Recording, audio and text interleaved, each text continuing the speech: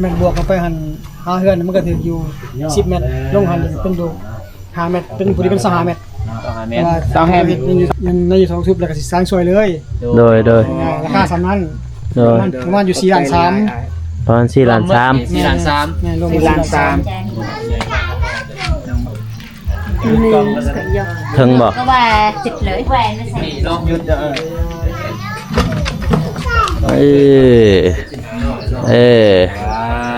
สิแต่ว่าเบาเจ็บภารกิจได้สร้างเพิ่นก็บ่มาแล้วได้มื้อนี้เด้เพราะว่าแล้วได้เวียกเพิ่นเด้แล้วก็สำเร็จบัดนี้แล้วก็พวกอ้ายก็สำเร็จได้บัดนี้ท่า4สุดท้ายบัดนี้นี่ต่อไปก็มีน้องอนามัยได้เบิดแล้วบ่อยู่เทิงหั่นตามที่ทมิตน้องว่าสิขึ้นเมื่อวันศุกร์เนาะแม่นบ่โดยบัดนี้มันแบบว่าบ่ทวงบ่ทันพี่น้องเอ้ยบ่ทวงบ่ทันก็เลยว่าขึ้นมือวันจันทร์ซะวันจันทร์จึงขึ้นพร้อมกันกับเบาเตียงทองเนาะพี่น้องเนาะ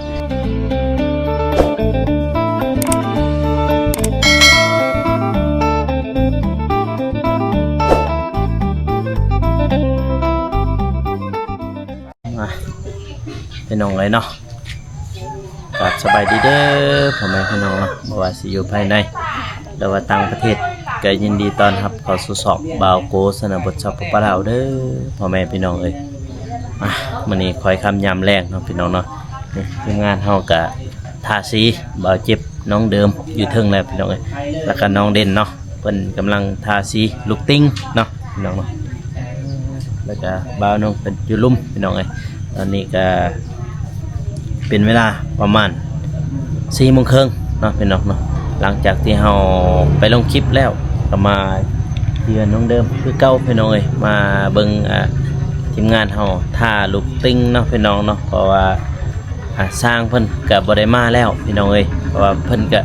เสร็จสิ้นเนาะภารกิจของเพิ่นก็คือเรียบร้อยเบิดพี่น้องเอ้ยยังแต่ว่าถ้ารับเงินอย่างเดียวพี่น้องเอ้ยเพราะว่าเงินที่เหลือก็ยังอยู่เนาะเงินให้สร้างเนาะพี่น้องเนาะเพิ่นยังบ่ทันได้รับแต่ว่าหน้าเวียกของเพิ่นนี่ก็เสร็จสิ้นเรียบร้อยพี่น้องก็แล้วเนาะนี่ที่เหลือก็มีแต่ทีมงานเฮาไปเก็บไปเล่มเนาะไปทาสีเนาะพี่น้องเนาะไปเดี๋ยวเฮาไปทักทายเพิ่นอยู่เทิงเลยเนาะเดี๋ยวว่าทีมงานเฮาอยู่เทิงเลยไปถ่ายแล้วบัดขึ้นไปทาสีไปถ่ายไปนอนก่อนไปทาสีปุ๊บตัวโอ้ยสบายดีบ่เจ็บสบายดีก่อนจะมาทาสีฮอดใจแหละเพิ่นดังน่ะเบิ่งลองอันให้เบิ่งหน่อยดูลองอันเบิ่งเป็นจังได๋โอ้นี่บ่ตัวว่ากันมาหั่นแม่นโอ้ตัวนี้บ่กันเบาเจ็บหั่นอันนี้เบาเจ็บงามป่ะงามอยู่เด้แต่ฝืดเนาะพืชตัวนั้นทำบิดไปสิเฮ็ดนั่นน่ะน้องเดือดจัดการแล้วภาษีเบื้องนี่ไปดีเด้อไปดีเด้อติ๊กต๊อกใส่เรียบร้อยเนาะบัดนี้เนาะนี่ทางเนี่ยย่านบ่แต่ว่ามอบให้เอาเด้อโอเคนี่ทางนี้ก็ยัง3นั่นเนาะเรียบร้อยห้องน้องเดิมโอ้บัดนี้มาเบิ่งน้องเดิมเฮ็ดเองได้บัดนี้น้องเดิมบัดนี้มันบ่พอบัดนี้ถ้าซัมซิมีเนาะซัมซิมีถูก1มื้อแล้วมันสิซื้อเพิ่มก็ได้บ่พอบัดนี้สบายดีน้องเดิมสบายดีไอโคถ้าก่อนแล้วจึงสบายดีก็ได้ให้ลองถามจับก่อนในน้องเดิมเฮ็ดเองเลยพี่น้องเลยนี่ซาสิ้นมันโดยสบายดีได้ก็หาเองเลยบัดนี้จุ่มเองนี่ถ้าซ้ำเอามันงามเลยก็ได้ไปเอามันงามเลยเท่าใดมันบ่พอจึงซื้อมามื้ออื่นก็ได้ทำงานเลยดีเด้อไอโคสบายดีโดยฮะถ้าบัดนี้เอามันงามเลยถ้ามันบ่พอเอาจึงมาเล่มมื้ออื่นบ่ให้เป็น คุกคิกค่ะนะลูกติงทาลูกติง1 2 3 4 5 6 7 8 9 10 11 12 13 14 15 16 17 18 19 20 21 2 3 4 5 6 7 28 29 30 31 32 34 35 36 37 38 39 40 41 42 43 44 45อันเอาเฮ็ดบ่าวตูนทาทำงามๆเด้ แต่มันงามที่สุดแล้วกับน้องเดิมเนี่ย เอาเจ็บคือบ่เห็นมาทาเนาะเพื่อนบ่เจ็บได้นี่ ต้นละได้ แม่นบ่ลาทาบ่ บ่เจ็บมาก่อน น้องเด่นลาทาบ่ลาทาอยู่บ่ จังเฮาเนี่ยเพิ่นรู้แล้ว เออ เจ็บทาแต่แต่ได้มากนะจะว่าบ่ทา ผมเป็นว่าสีเบาจนเสียดเพิ่น ให้บ่าวตูนหันทาถามงามเด้เฮือนน้องเดิมนี่ บ่งามบ่ได้เลยเถื่อนคนดังพี่น้องเอ้ย เป็นคนดังที่สุดในลาวใต้พี่น้องเอ้ย สามีแม่นบ่ เราไต่ไม่ไผละสิ เออ ย่อยเองใส่ฟองดอกสามี เอาผ้าบัดนี้ทั้งหมดก็45 ราคา อันเนาะเป็นน้องๆลูกติงเนาะพี่น้อง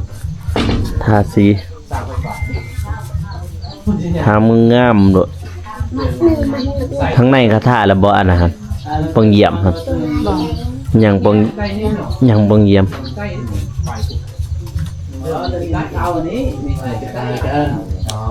จุ่มมีก็ได้จุ่มมีก็ได้ ดูว่าสิตาย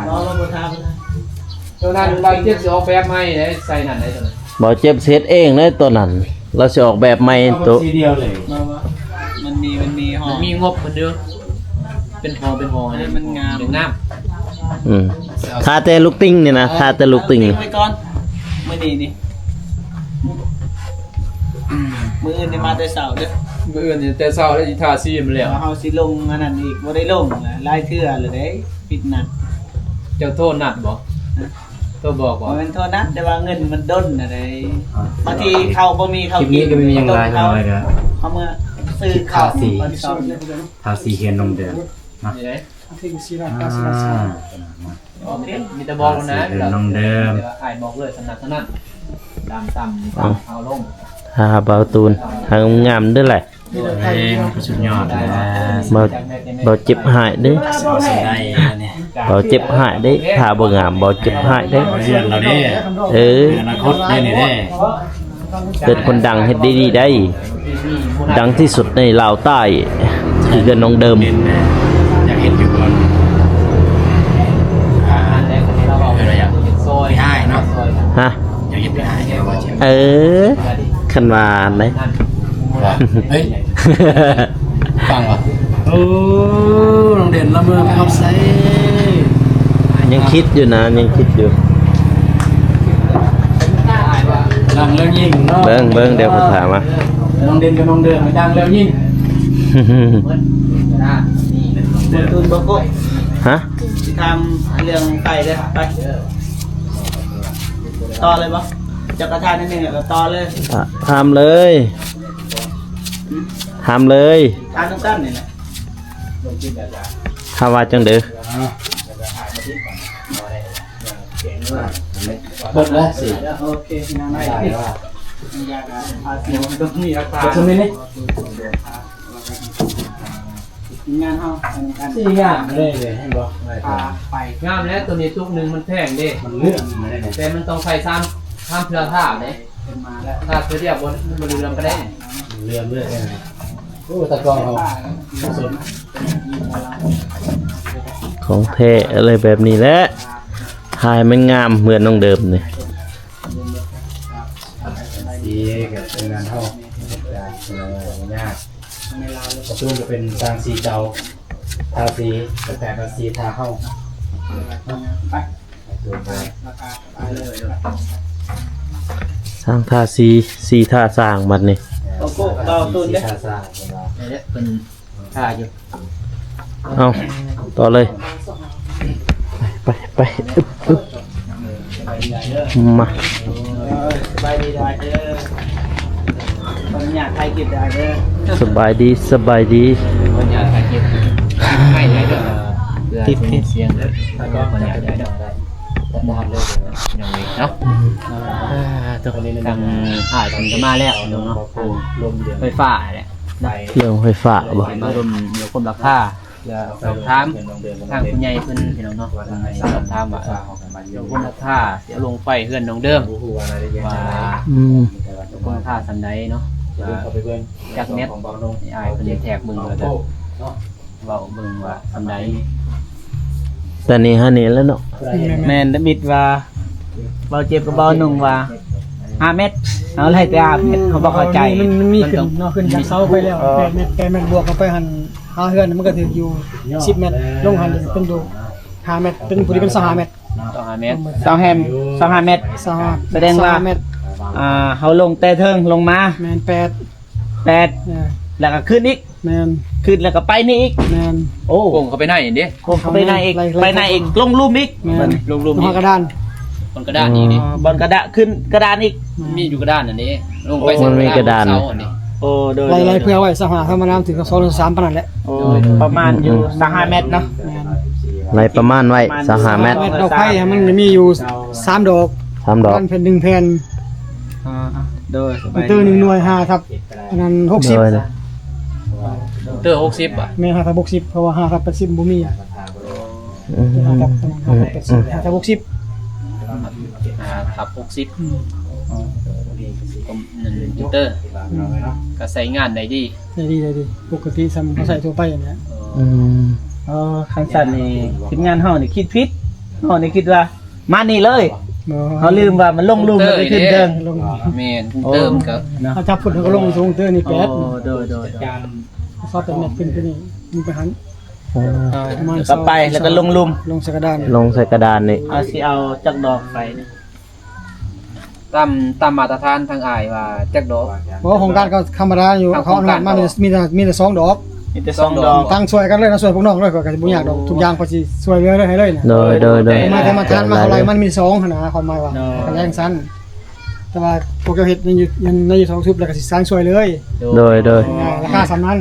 โดย ประมาณอยู่4 ล้าน 3 ประมาณ4 ล้าน 4 ล้าน แม่รวม 4 ล้าน3คงเตอร์นำ ครบหมดทุกอย่างไม่ได้แต่อย่างเดียว มีแต่ใส่อย่างเดียวเลยใส่งานเลย อืม มันสำเร็จเมื่อน่ะ 3 แสน สำเร็จเลย ราคานี่4 ล้าน 3 4 ล้าน3ประมาณ6,000 6,000 ปลาย อืม 6,800 6,800 หอด800แล้ว 6,000 ปลายไปซั่นซะ 6,000 ปลาย เงินเรียนก็ประมาณอยู่250มาถึง210บาท10เหรียญประมาณนี้พี่น้องเนาะประมาณเอาก็ประมาณเอา อืมประมาณเอานั่นแหละ ว่าแพงบ่ก็อันนี้ก็แพงเนาะ อืม นี่ตั้งเป็นซอยเด้ คุณซอยเอาซำ ชาว นี่ บ้านเบาเจ็บบางลังเทือน7-8 ล้านมันเรียกระยะห่าง ระยะห่าง แม่นบ่ แม่นระยะไกล มันไล่ค่านั่นได้ค่าสายไฟนี่มัน แม่นใส่ไข่ดอก แต่ว่าตัวนี้นี่4 ล้าน 3เนาะ แม่น เพราะมันก็จ่อแน่เนาะมันเด้อโอ้ยมันก็จ่อแน่เป็นแบบนี้เนาะน้ำแต่นี่ก็ประมาณ6 เมตร ปันอยู่นี่2นี่แหละนี่เฮือน แม่นแล้วเราไล่เศร้าหาด้วยนะเพราะว่ามัน5 เมตรเนาะ 8 6ก็10เลย14ลงไปอีก อืม เศร้า บ่ดีนะมันบ่ดึงซื้อได้บ่ได้ของมาตัวนึงมันต้องตีตา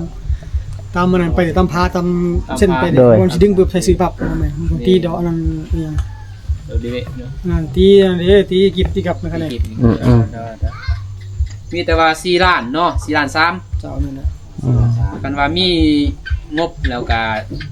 โทรหาอ้ายเลย เจ้า ก็ลงมาเลย แม่น ถ้ามีงบโทรมาหาเราเลยลงมาเลย วันราชการ วันไหนก็ได้ เสาร์อาทิตย์ก็ได้ วันเสาร์วันอาทิตย์เอาเสียราชการจะค่ากัน ค่าการเสาร์อาทิตย์ก็ได้เหมือนกันเนาะ มีแต่ขอสมนุเราเลย โอ้ก็สมมุติเลยบ่ ตอนนี้บ่ ไปเลยบ่ บ่อยู่เด้ อยู่แลนไว้ก็ไม่ว่าคำพาพร้อมแล้วก็สิผู้หาสิประกอบเอกสาร แม่ มีแต่ไม่ได้ว่าจังซี่คันเฮามีเงินแหละน้องสิแวะไปหาก็ได้สิเอาสมโนให้ได้บ่แบบนั้น ถ่ายก็ได้ถ่ายสแกนส่งในแอปก็ได้ โอ้ได้โอเค โอเค ตามเบอร์อ้ายบ่ แม่น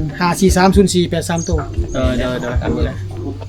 แต่ว่าเมื่อกี้บ่แม่นเบอร์น้องเอาเบอร์น้องชายเพิ่นโทรหาอ้าย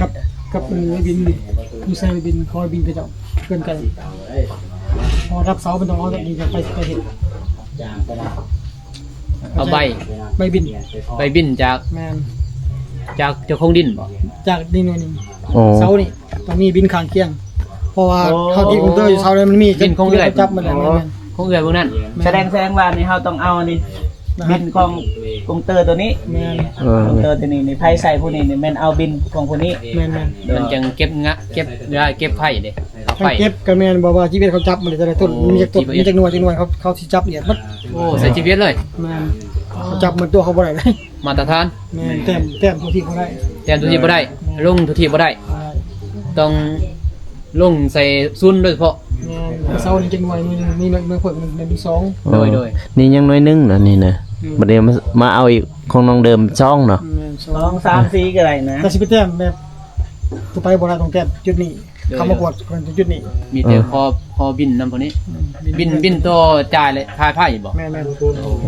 น บินเก่าล่ะบินเก่า บินก็ให้อายเลยบัดนั้น เฮาก็สิโทรหาเราเฮาไปหาเราเลยนะไปหาเราเลยก็ได้หรือว่าส่งใส่แอปเราก็ได้ โดยได้คือกัน แต่ว่าเฮา เพราะ บ่ ว่าเฮามี มีเวลาเนาะ แอปยัง แต่ว่าเฮาต้องมีอยู่แหละพี่น้องถ้าว่า กล้องสแกน โดยถ้าว่าฮอดมื้อนั้นแล้วเฮาก็ต้องไปหาทางอายเพิ่นเลยโลดมันจึง หาอาจารย์เพิ่นเลย ทางอายเพิ่นเลยเฮาก็ประสานงานเลยถ้าว่ามีงบจากผู้ใหญ่เพิ่นว่าไปได้แล้วเฮาก็เตรียมตัวเลย ลุยเลยลุยงานเล โอย เคได้ นี่แหละพี่น้องเอ้ยเนาะมาสอบถามทางอายเพิ่นนี่แห โอ ละ เค อ้ายเพิ่นก็สิเวลามาเด้ โอ้ เอาโทร แม่น เด้ อื ไป ม เติมได้จัก ไกลเติบ โอ้ถ้าแต่ง ตาแท่งมันบ่ 10ปลาลัก กระซ้ำเฮาแหล้ว ใหญ่ครับ กระซ้ำเฮาเพื่อนนะแต่เธอแต่ง ไปเติมแต่ว่าเราก็ธรรมดาแล้วเราเนาะเราก็ธรรมดาเฮา บริการ บริการ มาก ถ้าอาตูนหัวใจแหละ เอาก็มาแต่ท่าแต่งพี่น้องเอ้ย ถ้า มันมาเบิ่งมาเช็คมาเบิ่งว่า เกิดน้องเดิมเฮ็ดเองเลยบัดนี่ มาสำใด ถ่ายเองเลยบัด มีราคาสำหรับ ถ่ายสีเองเลยพี่น้องเอ้ย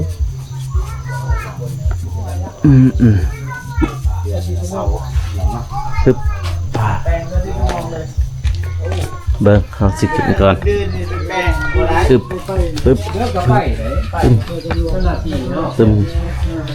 ตึมมาเบิ่งทางในโอ้มโนลาเด้อทางในนี่ก็โอเคอยู่นี่ยังมองนี่นี่เลยยังว่าทันได้นี่ปะนี่เบื้องในนี่พอตัวบางหยับจะได้น้องเดิมในข่าวว่าเจ้าเสียใจบ่ที่บ่ได้อันนี้วันเกิดบ่าวนุ่งแม่นบ่เสียใจบ่ว่าเสียวันเกิดเนาะน้องเดิมบ่ได้เฮ็ดวันเกิดซะบัดนี้บ่ได้ฮู้ บ่ ไผอีกบอกแต่จังฮู้บัดนี้บ่ เซ็น ฮะ กัดเซ็นมาให้ แจ้งใหม่เนาะ โคตร บัดนี้เซาสิ้นฮู้น้ำไผบัดนี้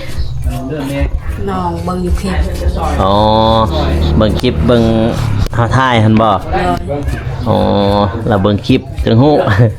คันบ่ไปจักบ่ฮู้นั่นเนาะ มื้อวานนี้มันเกิดแล้ว เบาเด้ลงก่อนมันเราอีกา มันเกิดเบาหนงวันนี่ กินดื้อ น้องเดิมเสียใจว่าซั่น ก็ บ่ได้บอกข่าวเหรอ 78นาทีน้องบอกเด้อ บ่ได้บอกว่าวันเกิดพอมื้อวานนี่พี่น้องเอ้ยทีมงานเฮาก็ได้เฮ็ดพุ่นแหละอยู่บ้านทงวายพุ่นแหละ มันดัก อ๋อตัวผ้าปานนี้ พอได้ไปซื้อน้ำมันแล้วมาใกล้แน่ คุณเขาจำเขาเป็น เอา ถ่ายเลย หล่อนะ บ่แม่นซื้อจางน้ำใจ บ่เจ็บบ่ซอยน้องเดิม เจ็บบิ๊กเจ้ามันนี่เจ็บฮะเลือ ก้อยเกี่ยวก้อยนี่แหละ เรือบิ๊กไอสร้างบ่เจ็บก็เฮ็ดอยู่เด้อ ฝ่ายของกันเลยแล้วก็เลยจาดันเต็มเตียงเลย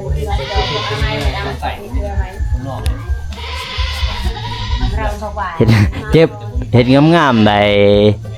เดิมให้ได้เฮ็ดงามๆได้อึ๊บบัดนี้ มันก็เลยให้อะไรเรียกรวมไหลให้ได้ไปขายอาเซลตั้งแต่เรา เออ เด้จะคายว่าหมกม่วงนี่ซื้อให้น้องเดิม งานเลยมั้ง ฮะ งาน ขายบ่มะม่วงหันบ่เจ็บซื่อๆให้น้องเดิมนี่ โดยประจำบุญงานเจ้าขาทั้งหมด ม่วงไอ้น้อยไอ้เจ้าของมือบ้านจันทร์อยู่เลย ระบุได้ซื้อ บ่ขายแล้วอ่ะ เสียงมากเลยวัน ดำดำคือเจ้าขาเด็กแฟนมันเองไม่ได้ไหนพ่อเลย เราบ่ขายแล้วอ่ะเราบ่อยากขายแล้วอ่ะถามเจ้าของแล้วอ่ะเราก็บ่แม่นเจ้าของ ลุงเนี่ยคนไทย ตอนงานไม่ได้งานว่า อ่ายุทธศวรรษ ใช้การเป็นให้หน่อยนี่ค่ะ หยุดก่อนก็ได้น้องเดิมยาว เราเที่ยงทศวรรษมากเนี่ยใช้บุญไปห้างรับสปอร์ต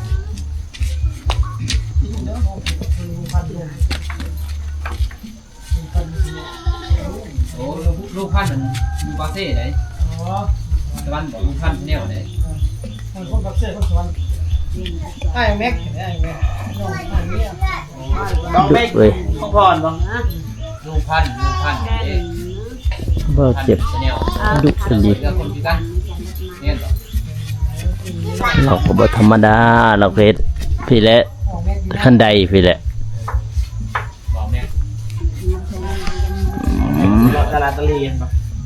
โลกก็ใจเพียงเพื่อนก็ใจระแพงบอก บ่แม่น คุณสมุนบอกไป บ่แม็กสาวพร บอกแม่ก็พ่อนอย่างเงี้ย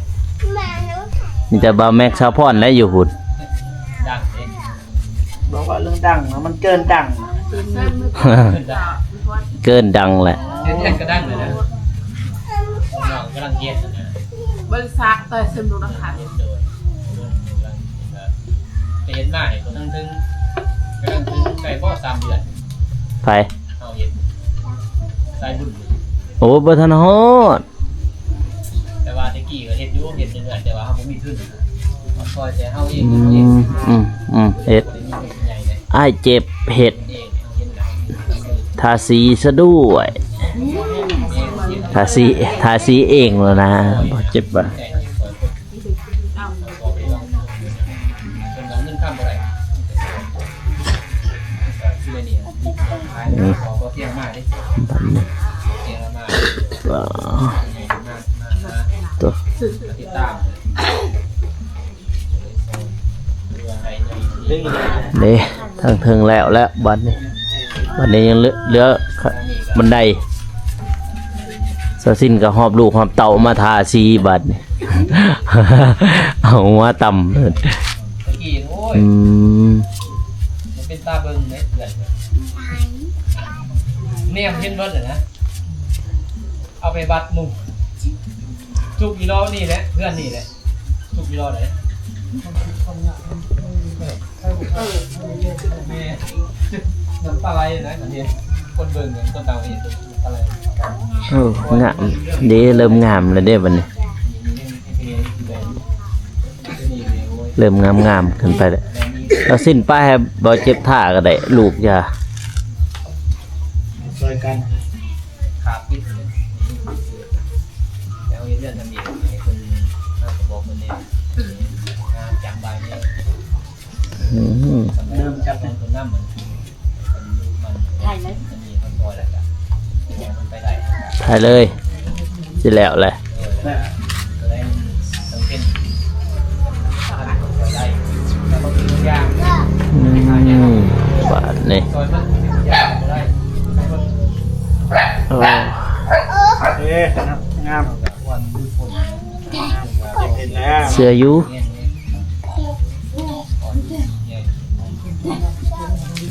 เหลื่อมขนาดเนาะแบบว่าเหลื่อมขนาดเลยท่าเลยเจ็บคันยังปะเนเดินน้องเด่นท่าแวนเนออันนั้นเด้ออันนั้นปองเหยียบมันเด้ปองเหยียบก็ยังอยู่เด้ปองเหยียบอยู่ในห้องจาน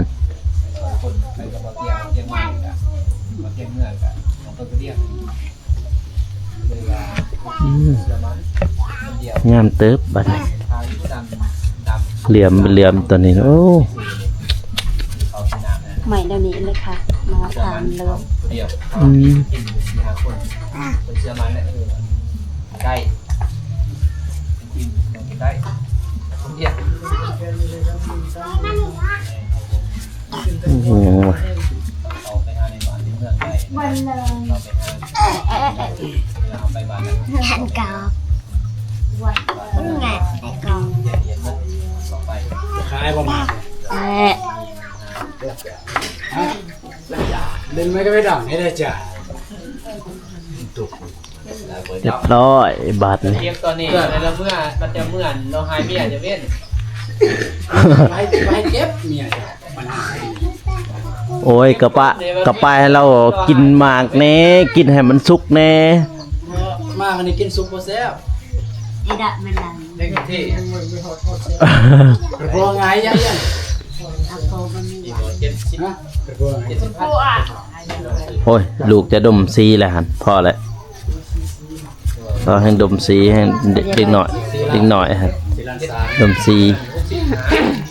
กระโปรงเดินทำเลย เจ็ดสิบ อ่า ดุนนา เหลี่ยมมากเลยบัดนโอ้ มีเกือบแบบคน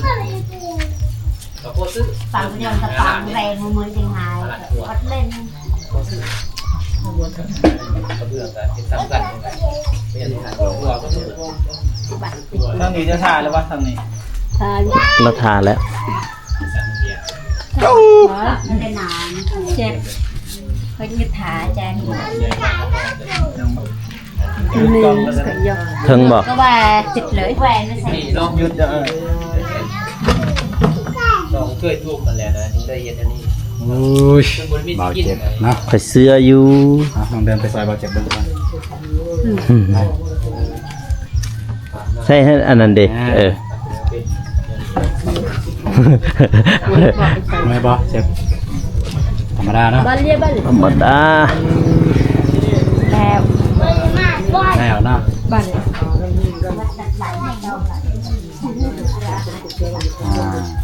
หลายพันเลยเนาะ คัก เออสิแต่ว่าเบาเจ็บ บาดนี่งามขนาดบาดนี่ท่าไปนะ คักเลือดในบนในวันนั้นเนาะ คักเบาเจ็บนี่โอ้สุดยอดลายนี่ บนตุนวันที่ไป ดากมาดมันหนาว ไปสร้าง เรียบร้อยบาดนี่โอ้เหลื่อมเป็นเหลื่อมพี่น้องเหลื่อมเป็นเหลื่อมเลย ตอบเด้อ ไปเอาไปเมียนบัดน มี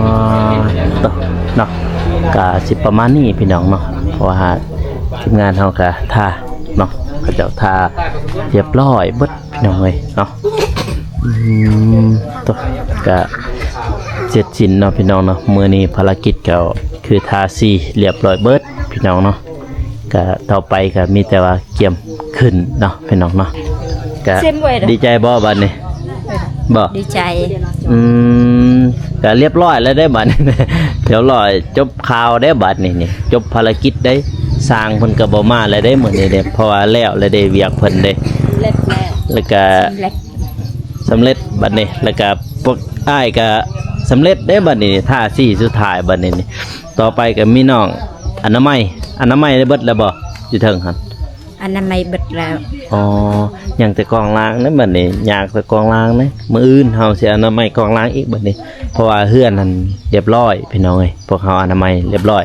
เนาะพอน้องเพิ่นอนามัยแล้วเนาะเบิด2ห้องอันเนาะ โดย แล้วก็ยังเบื้องกองล่างพี่น้องเอ้ยเพราะว่าล้างก็อนามัยแล้วแต่ยังบ่ทันได้เอาออกเส้น ยังแต่ไม่เซ็นนะวัฒนาออกกับฮีนหั่นบัดนี้ตามที่น้องว่าหันมื้อวันใดที่สิขึ้นแท้กันเลย วันจันทร์ วันจันทร์ โดย ถ้าเบาเตียงมาบ่ โดย ถ้าเบาเตียงมาจึงขึ้นเนาะ โดย เพราะว่าเบาเตียงเพิ่นมามื้อวันอาทิตย์พี่น้องเอ้ยมาแต่บ้านเพิ่นเพื่อฮอดท่าแต่งกับวันจันทร์นะเนาะพี่น้องเนาะพอดีกระเกียม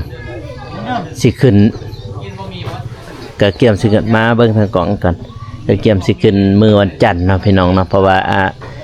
ทำที่ทมิตน้องว่าสิขึ้นมื้อวันศุกร์เนาะแม่นบ่ โดย บัดนี้มันแบบว่าบ่ทวงบ่ทันพี่น้องเอ้ยบ่ทวงบ่ทันก็เลยว่าขึ้นมื้อวันจันทร์ซะวันจันทร์จึงขึ้นพร้อมกันกับเบาเตียงทองเนาะพี่น้องเนาะคลิปนี้ก็อยากให้น้องอวยพรให้ผู้ใหญ่เพิ่นแน่ได้บ่ให้อวยพรให้ผู้ใหญ่เพิ่นที่เพราะว่าบ้านเจ้าสำเร็จมื้อนี้เลยเด้เบิดแล้วได้บัดนี้เนี่ยสร้างเพิ่นก็บ่มาแล้วเด้นี่มีแต่เพิ่นสิเอาเงินเด้นี่รับเอาเงินได้บัดนี้คือซึมเศร้าแท้บ่ ฟังไอ้โกว่า เห็นคือแบบซึมเศร้าบัดนี้อ้าวอวยพรผู้ใหญ่เพิ่นแน่นบอวยพรผู้ใหญ่เพิ่นแน่ ขอบคุณเด้อผู้ใหญ่ใจบุญทุกท่านที่ซอยเหลือน้องเดิมกับน้องเด่นที่เมตตาที่ซัพพอร์ตมาโดยมาตลอดขอให้พวกผู้ใหญ่ใจบุญทุกท่านอยู่เย็นเป็นสุขกายสุขใจความเจ็บอย่าสุดใดความไข่อย่าสุมีเจ้าหังเจ้ามีโศกให้มานี่แหงให้ปังเหตุเวียกกันได้ก็ขอประสบความสำเร็จให้อายุของมันควันยืนปรารถนาสิ่งใดก็ให้ได้สิ่งนั้นเด้อนอนให้ได้เงินหมื่นตื่นให้ได้เงินแสนเด้อแม่เด้อพ่อเด้อสาธุ โอ้บาดนี้ค่อยบอกว่าคำนี้นี่สุดยอดเลยเนี่ยสุดยอดเลยสุดยอดยังคล่องไงลิคล่องแคล่วเลยจะว่าบาดนี้ ลึกเลยเนาะบาดนี้จะน้อยเจอทีมงานเฮาหลายคนไหนบางทีเขาจะมาแต่สวรรค์เขตเด้จะต้องมาไอ้เรื่องอีกเด้บาดนี้เด้ตัวเรื่องนี้เพราะว่าเขาจะฟังคำอวยพรของเจ้าเพราะว่าหนึ่งก็คือบ้านของเจ้าเรียบร้อยนักเตะเริ่มต้นหมดแหละแต่ทมิตกับน้องกับสิเกะกะเนาะพี่น้องเนาะคำอวยพรวันนี้ก็ทางมาเลยนะวันนี้ทางมาเลยเพราะว่ามีกำลังใจเลยพี่น้องไงมีแบบว่ามีกำลังใจก็คือบ้านก็สำเร็จเนาะความฝันของน้องก็คืออยากได้บ้านก็คือสำเร็จแล้วพี่น้องเอ้ยบัดนี้ก็ทีมงานเราสร้างความฝันของน้องสำเร็จทีมงานเราใต้ของพี่น้องเอ้ยก็มีเท่านั้นเนาะพี่น้องเนาะคลิปนี้ก็เบาโกก็สิจบไปเพียงเท่านี้เนาะพี่น้องเนาะก็ขอให้ FC อยู่ดีมีแฮงเนาะความเจ็บจะได้ความใครยาสุมีเนาะให้จะหังจะมีให้จะร่ำจะรวยเนาะปรารถนาสิ่งใดก็ขอให้ได้สิ่งนั้นเนาะนอนรับก็ได้เงินหมื่นตื่นขึ้นมาให้ได้แก้วมณีโคตรเนาะคลิปนี้ก็บ่กูก็จบไปเพียงเท่านี้เด้อพ่อแม่พี่น้องเอ้ยสำหรับคลิปนี้ขอกล่าวคำว่าสบายดีพี่น้องเอ้ยแล้วเจอกัน EP หน้าเนาะบ๊ายบาย